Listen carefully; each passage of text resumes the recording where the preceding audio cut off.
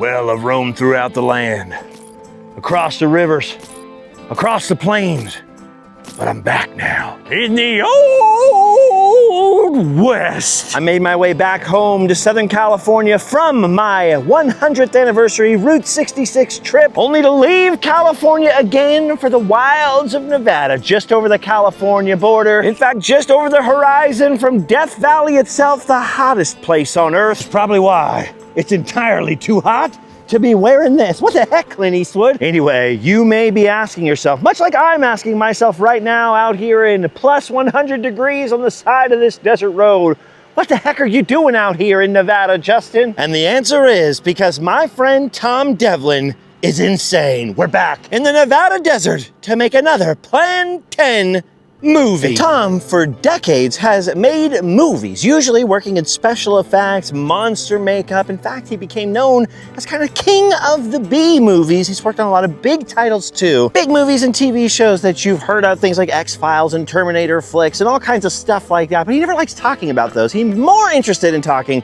about the monster movies, the slasher flicks. And eventually, my friend Tom Devlin got kind of sick of Hollywood, moved to Boulder City, Nevada, opened a monster museum and sort of a makeup effects and monster sculpting school. But that wasn't enough for him. The itch started coming back. So Tom started his own company, Plan 10 Pictures, to make not low budget, but no budget. We're talking micro budget horror movies. He's made several of them. The first one, Teddy told me to, the first big one, I was in that playing myself. He's done some others. One was called Las Vegas Frankenstein, where I died in the background. Another one was called The After Dark, where you could see me playing on stage, kind of playing a fictional version of myself in my punk rock band. Almost all of those movies were filmed in and around the Monster Museum in the nearby area in Boulder City, Nevada, but not this time. This time we're on the outskirts of Pahrump, Nevada, halfway between Death Valley and Las Vegas, because I am once again going to be in a Tom Devlin movie, this time with a speaking part, actually playing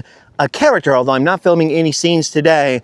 But it's not just me that showed up to be in the movie. I provided another character as well. Behold, once again, the Landship Enterprise, my old van. I bought this van a couple of years ago, just after things started to unlock from COVID. I went on a cross-country trip in this thing from the West Coast to the East Coast with all kinds of disasters along the way. A harmonic balancer fell off, the transmission broke. I was shipwrecked by the Mississippi River in this thing for a few days, shipwrecked in Gettysburg, Pennsylvania for a few days in this thing. I spent a ton of money fixing her up, and then she would break again. I'd spend a ton of money fixing her up, but I always had kind of a fixed number in my head that I would not pass. And eventually, after even Tom Devlin himself came out to Anaheim and tried to help me mess with the wiring and everything else, it just kept breaking down and breaking down. I said, I've had enough. I've reached my limit. This thing is cursed. And as many of you know, I bought a new old van that's actually older than this old van. I've been cruising along happily in that Chevy van ever since. But a lot of people have asked me, what happened to the old van? Well, I gave it to Plan 10 Pictures, not just to use in a movie, but to end the curse at last. This movie is going to destroy this van. I don't want to tell you exactly how, because I don't really want to spoil it for you, but let's just say this van is going out with a bang. So this is our last chance, really, to see her as she was, see her intact and in one piece. Look at those beautiful sort of off-road tires that I bought, but this thing was sitting so long they started to crack. Yes, it has pretty much a new transmission in it. I think Tom might sell off some of the parts, or the parts that survive. But it's funny, right? I thought this van was going to be so fun. I thought it was going to be fun for Randomland. I thought this is going to be great. It's going to be like a character on the show. Well, it was, but much more of a villain character than I thought it would be. It just kept breaking down. I mean, it started breaking down right away. And the weird thing was, my Randomland audience, who was, usually pretty much on my side, almost immediately revolted. Like the first time it ever broke down, people were like, that thing is cursed. Drive it into the ocean, push it off a cliff, get rid of that thing. And I kept going, no, you guys don't know what you're talking about. Well, it turns out all those naysayers were pretty much right about this van. The funny part though is I bought my Chevy.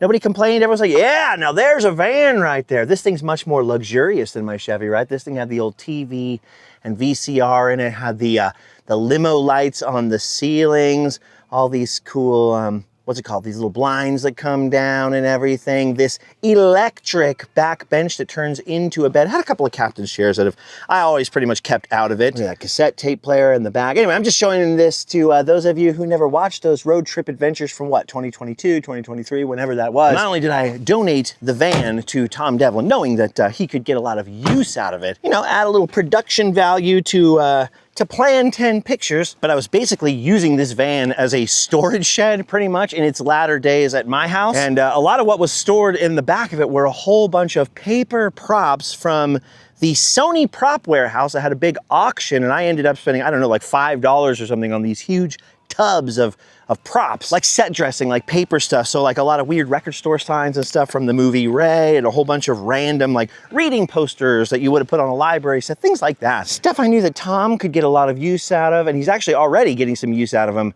down over yonder. We'll see that in a minute. While he was grabbing the van, I pointed out something that's also been in my backyard for a long time that I've been holding on to because I didn't want to waste it. I pointed out all of these. The giant supersized vintage Halloween die cuts rendered in wood with lots of paint that my wife and I created in our backyard for a Halloween party like 2 years ago. And after that party, a certain gentleman wanted to buy these from me. He offered me actually $2,000 for all of them. Then they were outside for a while. It rained, the sun kind of warped them. I was thinking they were going to get even more famous. I said, no, you know, I don't want to just take them for free. He didn't want to take them for free, so he ended up never taking them. I didn't want to throw them away, so they've just been sitting in my backyard for years. He goes, oh, I've got the perfect thing. I can use those for the movie. And so now my gigantic, they're not life-size, they're super-size, like Beastle and, you know, old vintage Halloween die-cut wooden props have become part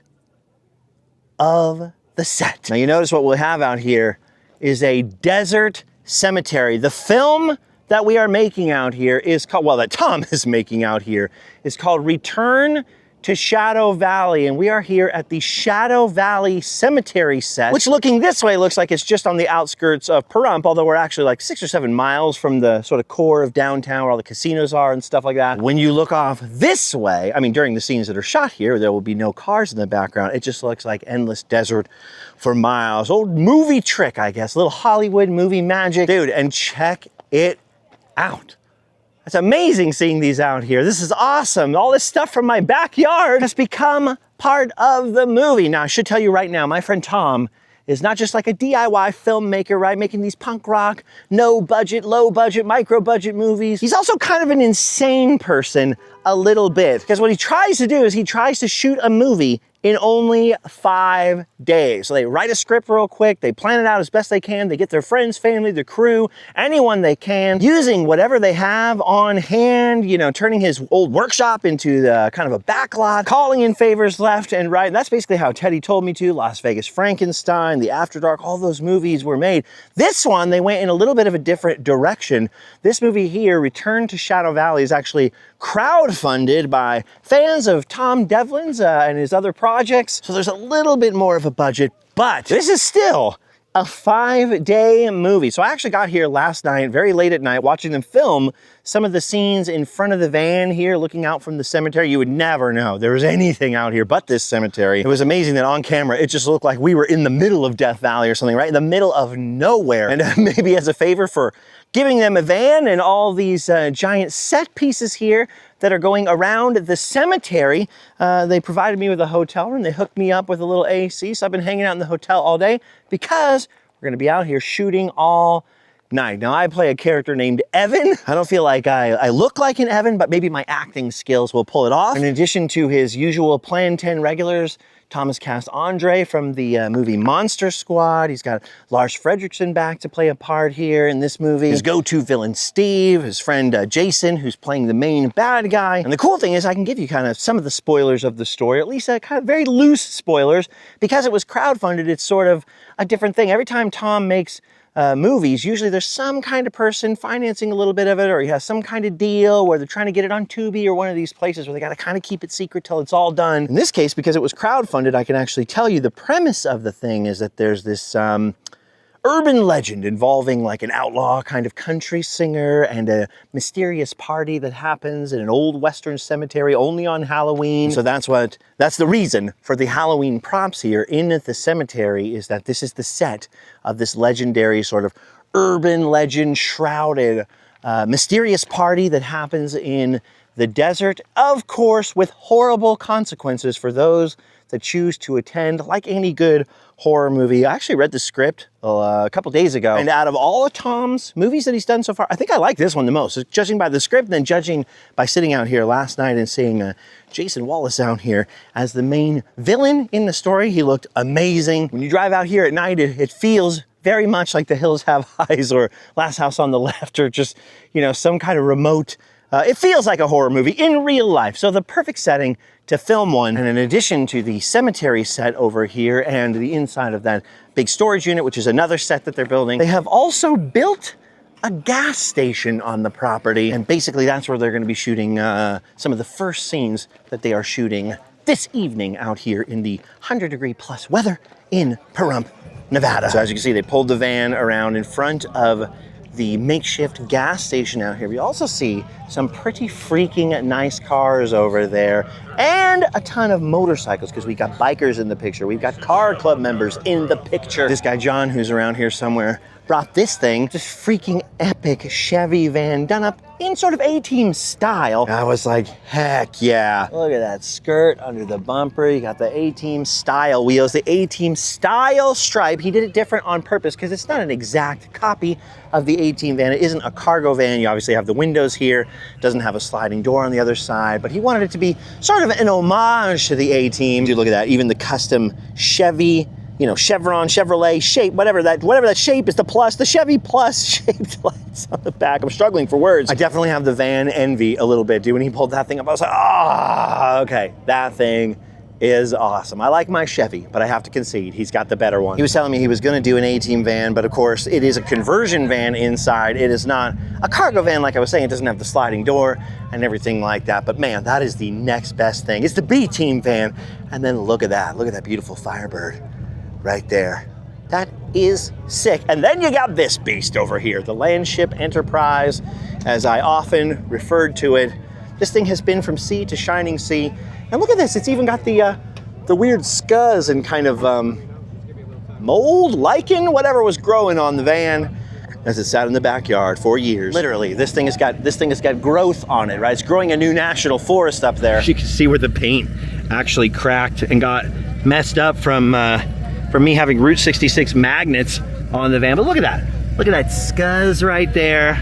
Yeah, it's crazy. Now, maybe you're thinking somebody could have got some use out of that van. Well, we are getting use out of the van, number one. And number two, this thing is cursed. They got it running again when they got it to Nevada, so they could use it in the movie as its kind of final appearance. I guess the last disaster with the van was literally caused by what? A dirty battery terminal or something like that? Dirty battery. And then you got it running. But that, like I told you, it doesn't matter, Tom. This thing is cursed. If you were to try to take this on a road trip, you'd get 2 states away and it would crap out again. But look at that. There's the gas station right there. Tom built these faux gas pumps, which are actually very extremely convincing looking right here. And then up on the gas station itself, look at these. These are all things I got in the Sony prop auction that are being used now out here in Tom's movie. But these were in the background of other films and TV productions. Some of them still have the Sony barcodes on the back of them. But even stuff like this and this and this, almost all this stuff, actually. And then here is Jason Wallace, who is playing a character called JW. He's sort of the founder of the feast. I don't want to give too much away, obviously. No spoilers. No spoilers, but you play a very menacing villain. And in the dark, when you have the makeup on and the whole outfit, dude, I was pretty intimidated. And we're friends, and I was intimidated. Yeah. When you walked out of the darkness, I was like, oh, heck no. It's a great compliment. Right? Dude, and your acting skills, man, I was into it. Oh, I can see the slate is going up. What was your name again? Noah. Noah, that's what I thought. Nice to re-meet you again today in the light where I can actually see you. And you helped do some of the crowdfunding, right? Or are you volunteering? I'm not volunteering. I mean, they kind of just What is he? He's a PA. Yes. So this is your first movie.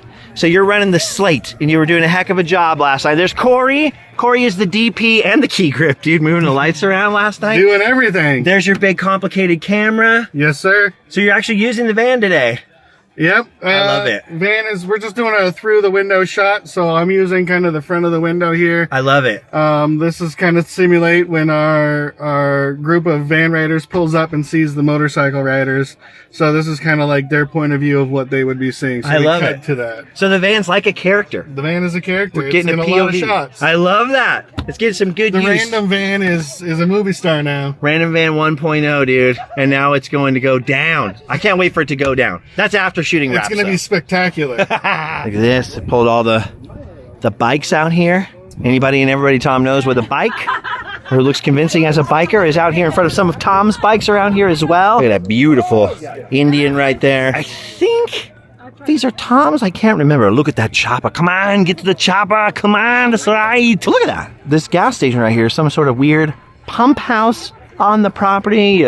You dump a bunch of old tires. On the outside of it, some set dressing that came from the van, but before that from the Sony prop warehouse, but it's also sort of used as Tom's makeshift workspace because, spoiler alert, there are indeed monsters in this movie, specifically undead, zombified monsters. And here's some of the makeup, the monster mask. I love this one right here with the sort of Old West miner bucket. Oh, these are so soft and weird and pliable. You got zombie makeup. The undead is coming for the party goers. It's basically all I want to say about the plot, unless Tom says we could say more. They got some wardrobe out here. I think I'm going to be wearing one of these tomorrow. Yes, we got T-birds and pink ladies. It's a Halloween party, so everybody's dressed up in a different costume. I was going to wear my Clint Eastwood costume, but that didn't go with the script, I guess. And then I wanted to be a pink lady, but they wouldn't let me. Oh, that's so weird. I haven't seen a lamp like that in years. Look at that. Kind of cool. It's like you see all the Plantain regulars, but then some. It keeps expanding and expanding. How you doing? So what's your name again? Ben. Ben, I keep forgetting that. Ben, the sound guy, Waleed. That expanding, I'm taking personal. I don't even know what your title would be. You're sort of the everything man.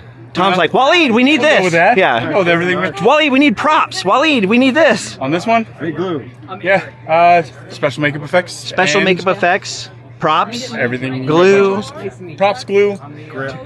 grit, manliness. Yeah. Anyway, the cast is assembling to actually get some shots done in a minute, so I'm going to have to get out of the way in a second. Look at Corey just waiting there like a spider. Like, let's go. Oh, here we go. We're clearing frame. Just like that, it begins. So it begins. Day 2, return to Shadow Valley. Dude, I love this. The whole crew assembling. So many familiar faces. There's this. Don't show the script. All right, we all shushed. They're rolling. They're rolling down there. Do more than a couple takes on stuff, so. Yeah, the amount of take ones last night was pretty crazy. All right, all the bikers are being summoned to their motorcycles. They're all headed down there for another shot. You see how quick that first shot was? That went like lightning. We'll usually only do 1 or 2, maybe 3 takes. You got to move quick if you're going to get a movie done in 5 days. All right, the bikers are assembled down there. This JW looks on. The guy Lars Frederiksen is here, portraying a biker. He was also in the After Dark, a kind of punk rock vampire movie that Tom did. Look at Waleed. Waleed looks excited. Waleed's just happy to be here. There's also a character in this movie named Wally. So last night they kept saying, Wally, Wally. It was very confusing. That's crazy. You got the guy from Monster Squad out here. You got the guy from Rancid out here. But most importantly, you've got this van right here. The original Random Van. What's the word I'm looking for? It was the beta test.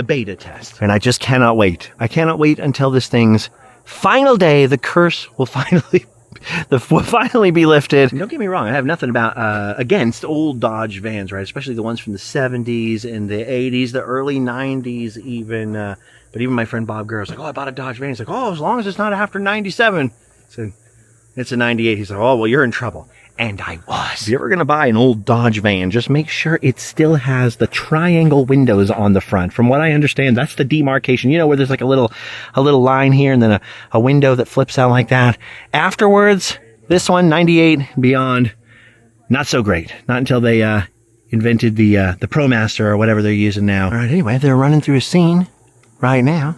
I believe the van is going to pull up to this gas station with bikers at it. So you can sort of deduce from that what you will about the story. So you got Tom walking the cast through the scene.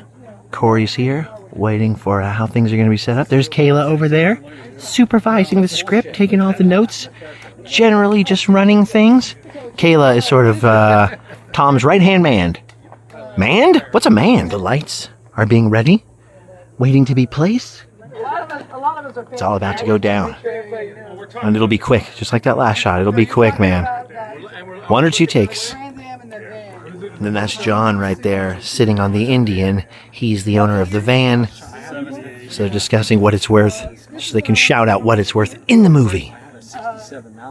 Riveting stuff. Dude, it's so crazy because I make a lot of films. I guess you could call me a filmmaker of sorts. And every once in a while I'll do a skit or a sketch or a bit that's got a few people in it. But for the most part, it's just me, right? If something gets messed up, it's my fault. Something goes well, that was all me. Even working on a tiny movie like this, a micro-budget movie, takes quite a lot of people. It's a very collaborative art. And believe it or not, this is not the most people that are going to be out here because we have the party scenes to film in the next couple of days. And then the desert's going to be full. All right, here they go. Quiet on the set. This is it, Waleed. Ah, Are you not excited? that took me a minute to realize you're recording this close to my face. The bikers here are interested in the nice cars parked at the gas station. They're part of the plot. I don't want to give it all away. But the bikers are also bad guys. That black and blue one's got to be worth $90,000. Easy. They're too worried about making videos. They'll never see us coming. Hey, does that mean we're going to go after them? I got dibs on the van. I'm taking the bird. Now, the sun has moved a lot, but it's actually only been like 20 minutes or so, and they've already got like 4, 5, 6 shots done. Tom works quick. A lot of people don't understand, though. It's those constraints on the creativity that make it a challenge, right?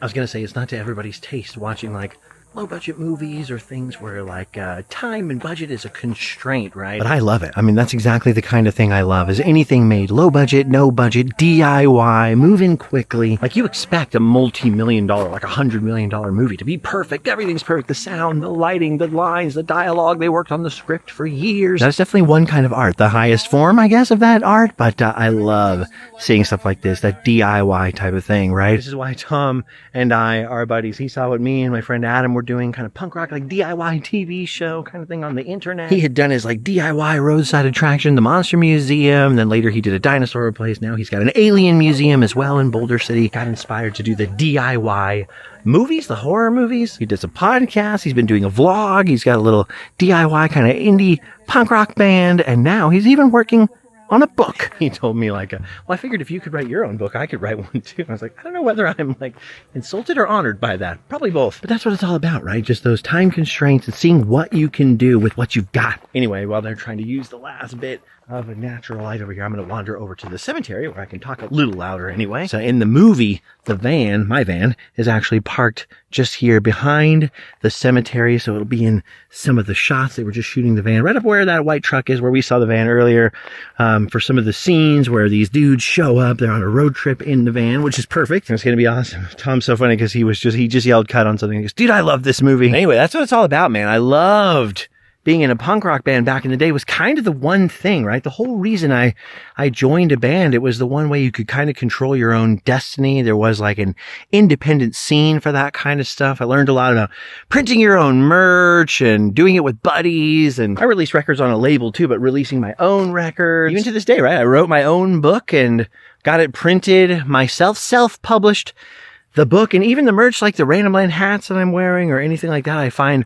local guys, the guys that print the Randomland t-shirts, which are few and far between these days. It's hard to keep t-shirts in stock, but I'm working on one for pre-order actually right now. The guys who print my t-shirts are guys that I've known since I was in high school, since before I could drive. Buddies who started out silk screening in their garage after taking a silk screening class in high school. They taught me how to silk screen, so I silk screen some of my own shirts, usually using their equipment, but now they print my Randomland shirts. But even all the merch that we sell on randomland.com, even the hot sauce that I made, I send it to a FDA lab testing with my partner. I designed the label artwork myself. Everything we do is like sort of DIY, and all this stuff is actually shipped out from my house. I love collaborating on projects, but there's something kind of cool about doing things like as DIY or small scale as you can do it, right? And the internet has kind of freed us up for so many other things to be DIY other than just music. And it was weird because the sort of indie label scene and kind of the distributors that would put indie records into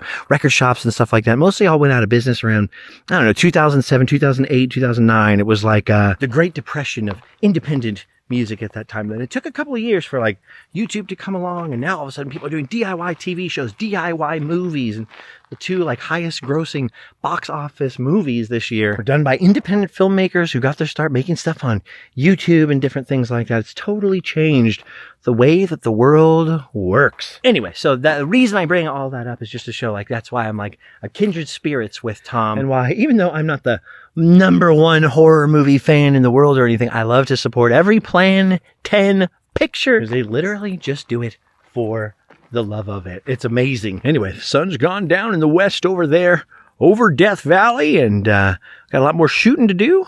So we'll see what happens. My actual scenes when I actually start filming and I'm actually in the movie don't start until tomorrow and the next day and the next day. So till then, I'm just fly on the wall out here. This is my favorite thing right here is that unlike Steven Spielberg, the director of this movie is staying in his, homemade trailer. Oh, this is the war room. Your homemade RV right here. Yeah, it's my editing bay, my RV, my workshop.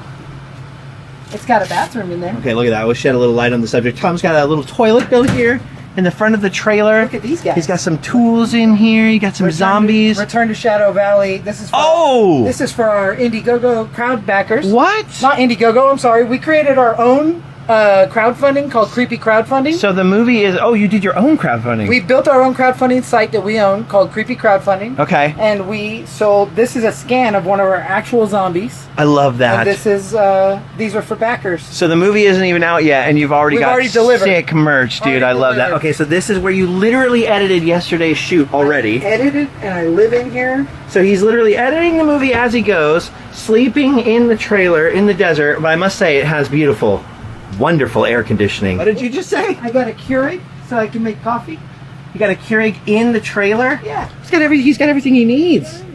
Now I know why you put me in the hotel, so he can have the good room all to himself. Dude, and you got Monster Museum sneakers. Oh, yeah. Monster Museum sneakers. Tom Devlin ones. Who made those? They're made by Dave Dent. Okay. He is a guy from England that is a very good friend. He actually lives in Newcastle. And Dare to Wear clothing. And he made you some sick custom so kicks. I have these are my Air Devlin ones. Air Devlin ones, look at that. But I also have Air Devlin 4s. I've got all kinds of, he makes me all different Jordan Devlin shoes. I gotta get that hookup, dude. What the heck? He's awesome. I have a pair of Teddy Told Me To ones. What's the name of his company? It's Dare to Wear. Dare to Wear. Yeah. From the UK. Oh, Ashley's in here. Not only is she an actress, she's also applying makeup. Waleed, I thought you were doing the makeup. Doing some of it. We're all doing it. Oh, whoa, what's going on over here? You're zombifying everything. Look at this. It's very scary right here. And then we pan up and we're like, oh, wait. We missed this. Waleed, you missed the spot. Right here. They're sleeves. They're sleeves. They're sleeves. All of them. What? My behind the scenes? Eyeballs are in punk rock. My video from the After Dark? We can recite the whole thing. It's still playing in the Monster Museum to this day. Disco balls aren't punk rock. Yes, they are. All right, Tom gave an inspirational speech, like a general, about taking care of the property, being good stewards of the land, and having fun out here. And now we've moved to the graveyard to shoot some of the biker scenes. I think they're going to shoot a scene with Lars over here in a minute. It's kind of cool, man. The whole Plan 10 crew are all really cool people. It's like a weird little family, like the island of Misfit Toys. There are a few places where I feel like I fit right in, but the island of Misfit Toys is one of them. It's just crazy how many people it takes. It just blows my mind. It takes the whole island. Waleed, the human sandbag, gets into place. I feel like David Attenborough. You know, especially as looking at you like a wild smoking man stumbles his way through the graveyard. Behind him, a predator lurks in the darkness. This is the unsung hero right here, holding that all night. They sing about me all the time. They do. I don't know what you're talking about. Okay, so what we're going to see right now is the anatomy of a scene. It's a simple walk through the graveyard, then a rest against one of the tombstones, and then a zombie attack. It's going to take a lot of setup. It's going to take a lot of individual shots. Each one has to be thought through. So I'm just going to show you what it's like fly on the wall style. And it won't even be every shot, but you'll just get some idea of how much work it takes just to get even just a few shots. Roll camera, roll sound. Slow it down just a little bit and call it. Scene 18D, take 1. Camera set.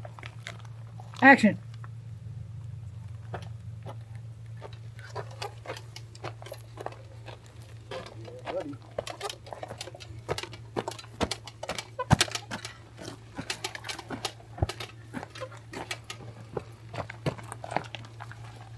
That's a cut.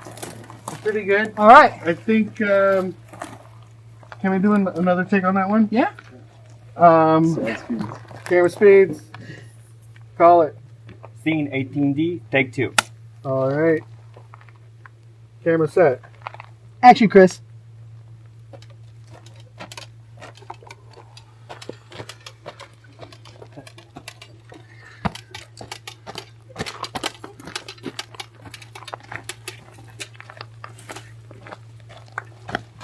Cut. That was beautiful. As long as it was in focus. What's your new rule, Tom? See, we have a rule that you get 3 takes. Only. You only get 3. But now the new rule is at least 2. Starting now. So he's going to slump down into the Yeah. All right, let's roll camera, roll sound. speed. Camera speed. Action.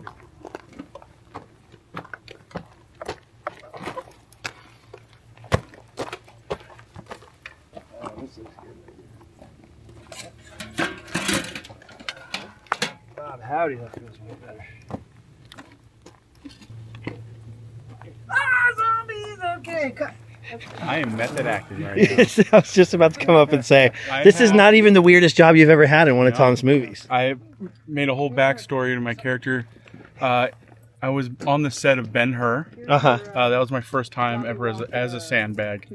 Very nervous, We're gonna go. you know, but, you know, big stars, big names. Right foot or left foot, But, completely you 90 know, degrees. I did my job then, and, And you know, they kept me in the business, and here I am today, holding this tombstone up. All right. Tom Devlin's giving a zombie movement class. Your elbows are tight. Like when you die in that rigor mortis, it pulls you almost like you're giving yourself a hug. So it's taking everything you have to keep your arms out, okay? So you're keeping your arms out. Drag that foot. Slow, slow. You don't move fast. You gotta be discombobulated with the knees, okay? You don't have a lot of control. Brains don't work. And then here's the other thing. Chin down, and then all the way out in front of you. All right, the zombies are getting made up. We're about to get the payoff to all that walking through the cemetery. It's funny because you can laugh, you can talk, you can have a lot of fun in between. In between the shots. Then you gotta get serious. Then you gotta get quiet on the set. In addition to directing this movie, Favorite movie you ever made? Tom has also started a daily vlog. After my friend Adam passed away, he was like, man, I'm really inspired. He was always inspired by Adam. But what is the He new? has inspired us all. Yes, but what is the name of the vlog? It was a New Year's resolution, and my YouTube channel is Monster Museum Network, but I do a show called See You Tomorrow. Okay. And it's 365 days of posting every single day in honor of our friend, Adam the Woo, Yes. who captivated me by watching him every single day on the daily. I love that he finally at least made it to the museum before the end. And I brought you one of his shirts. One good thing. You know, it's like a tragedy that we lost our friend, but on the other hand, I keep running into people or into situations where something he did inspired somebody or something or some little thing. That's kind of awesome. This is one cool thing that our friend may be gone, but he's still inspiring people. Even people he knew, much less, you know, all those people that we don't know about. Anyway, we're getting close. It's just about to be zombie time. Here we go. Everybody wants to see this. Everybody wants to see this. Oh, this is the first one. First death. First death. First blood. First blood. There's action Brandon, action Hart. That's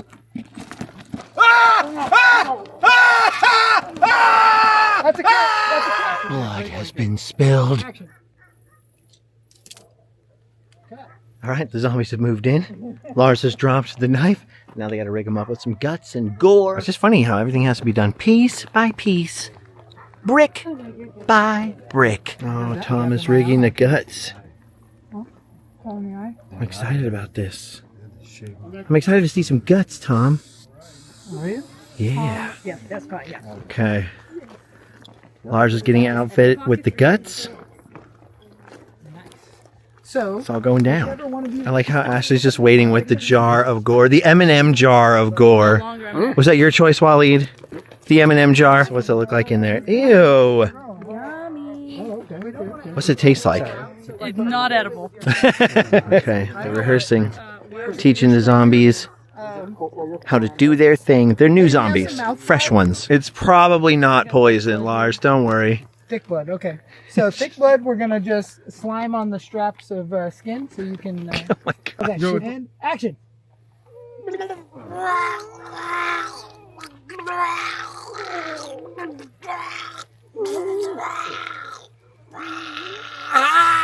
Cut.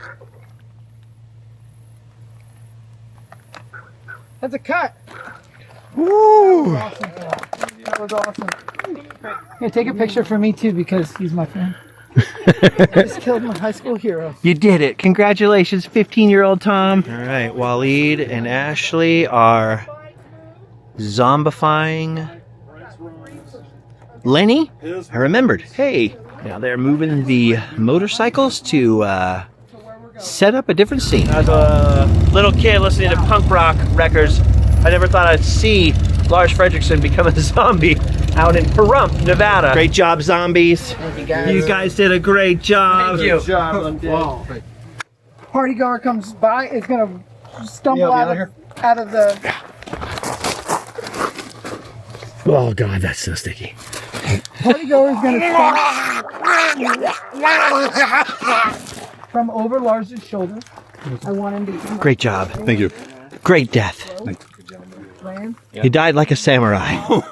All right, that was a wrap on Lars. He's going out fist bumping all of his biker castmates. Pretty crazy, dude. What a weird night. All right, well, they did a whole bunch more biker shots, a couple more zombie shots. They broke for lunch. They filmed and filmed and filmed on into the night. At the sunrise, it just dawned on me that I'm going to be in this movie tomorrow and that I've got lines to learn. So I'm sneaking out in the middle of the night just like the Holiday Hotel. And tomorrow I come back and bring the character of Evan to life.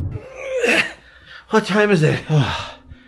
5 p.m. Time to become Evan. Definitely not afraid of doing a little acting, but I'm not good at memorizing scripts. So this is going to be a little bit of a challenge. Even more challenging, no hat in this part. Okay, I got a little hairspray and a comb from Walmart. Just gotta remind myself, I'm not me, I'm Evan. Woo, all right, Evan is ready. Okay, time to get back on the set. The elevator in the hotel is broken, gotta take the stairs. Evan, my character, is another YouTuber's cameraman in this movie, which is good. I think I know how to play that. The only problem with Evan is he's supposed to wear jeans, and let me tell you, even in the hotel right now, you're just too hot for jeans. Much less, ooh, out here. Oh yeah, nice gentle breeze out here. Feels like being in an air fryer a little bit, but what do you expect? It's Pahrump. Check this out. We're right adjacent to Gold Town Casino, which appears to be closed. They should rename it Ghost Town. Oh, let's get back into AC. As I mentioned yesterday, the set is actually miles and miles outside of Pahrump. What the heck is this? Well, that is certainly an unusual name. My British friends will understand. Anyway, I'm ready. I got my jeans on, gotta put a white t-shirt on, and then when I get over there, I gotta put a leather jacket on. Luckily, it should be dark pretty soon. Dude, you forget just how middle of nowhere this place is until you get back out here. All right, the crew is starting to gather to get ready for tonight's shoot. They've moved the van once again. Tom's out here filming his daily vlog, filming his merchandise. Promo because we're putting our website back online. What? I'm not doing daily. I'm doing a commercial promo. Oh, okay. Because we are putting our creepy crowdfunding site back online to sell merchandise because we have these really cool figures that we made, and we got these really cool T-shirts. And then you can go to creepycrowdfunding.com and purchase your own. All that's missing is the Evan action figure. Coming soon! So the cool thing is, even though I'm not one of the character that rides around in this van, in my old van, Evan is part of the car club crew that drives these bad boys in the movie. And apparently, I'm the van guy. Kind of cool, dude. I fictionally leveled up vans. Dude, I have the van envy, dude. Look at that thing. All right, well, I gotta change my clothes. Get ready to put on a leather jacket, start filming in the sunset. Of course, I can't film myself while I'm being filmed, but you'll get the idea. Once you watch Return to Shadow Valley. Dude, I love these vans. I love the freaking table with the checkerboard on it. Look at this freaking thing. It's a Dale Earnhardt CB. Oh, a Dale Earnhardt CB. Yeah. Man, I had the 1990 GMC 3500 Starcraft that looked just like that, the same dashboard and everything. This thing is beautiful. Runs on premium. Oh gosh. Yeah, you don't want to move to California then. Performance machine. John's gonna fire it up for us so you can see how it sounds. What the heck was that? Oh yes. Dude, I love that.